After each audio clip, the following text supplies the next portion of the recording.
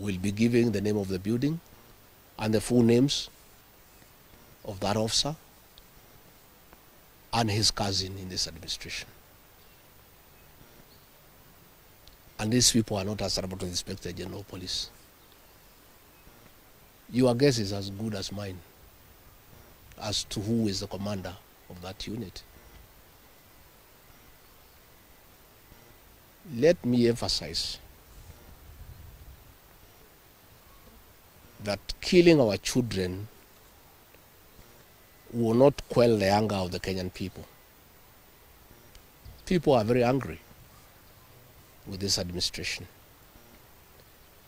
Abducting young people is not a solution. You must address the cause of the disquiet, of the discontent. Why are people aggrieved with this administration? That must be dealt with. Abducting these children and killing them is not a solution. And I must remind my friend and brother, Dr. William Ruto, that since independence, no government has ever gone for children. This is the first administration in the history of this country to target children for repression and persecution. Even the colonial administration, brutal as it was, it never went for the children. And the question the president must address is simple. Why has everybody turned against you and the administration in only 2 years? That is what you need to interrogate instead of persecuting these children. Again, he must understand the law of nature. Nature abhors vacuum.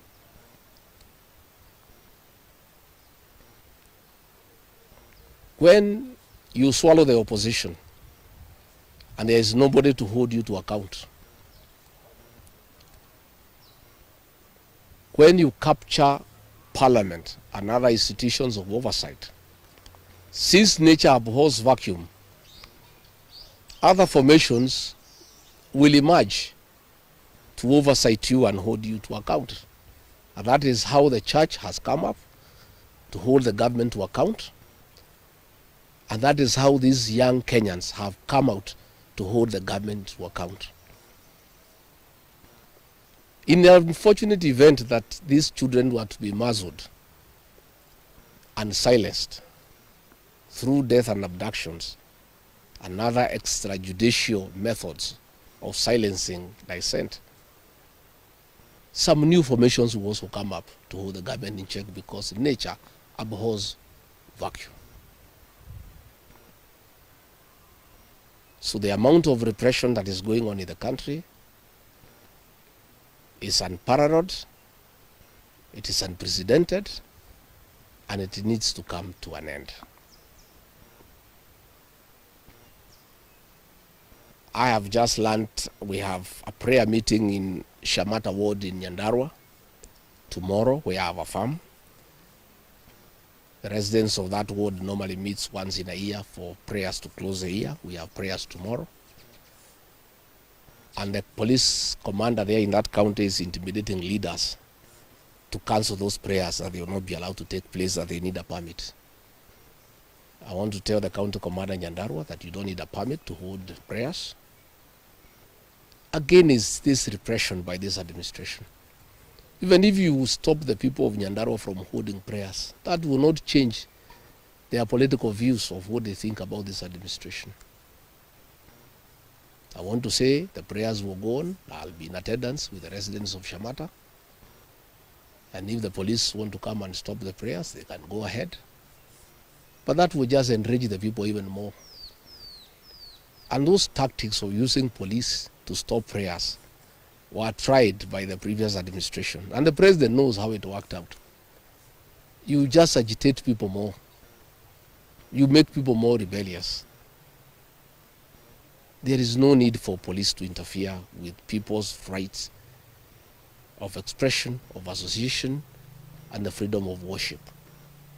So I want again to ask the Inspector General of Police to tell his county commander in Nyandarua not to interfere with the rights of the people of that area to hold prayers and to congregate to pray together, because those rights are guaranteed in the Constitution. And this is not the way to deal with dissent and discontent. Let the government take time to find out why people are unhappy. Why are people so discontented with this administration? But try to stop people from meeting, from congregating will not solve any problem. It will just magnify an already bad situation. And I can tell them it will not work. It's an exercise in futility. So good people, I just wanted to make those remarks about abductions, and I can answer one or two questions if there is.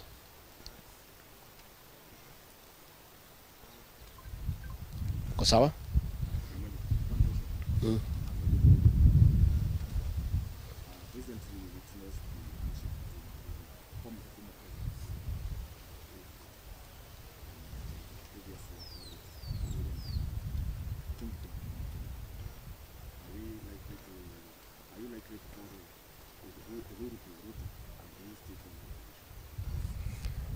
I don't know whether Uhuru is going to Ruto. I don't have such information. But I have said many times the people of this region don't follow leaders. It's leaders who follow the people. I don't follow anybody myself. I only follow the people. I have said I have very extensive consultations with the people of this region so that we decide what is our political destiny. That consultation is ongoing. It's going on. It's very extensive. It's very thorough. And it's what I'm doing here. When you walked in, I was having some consultation, and I continue to do so. I'll never follow anybody. I'll always follow the people. Yeah. Thank you very much. Asanteni sana.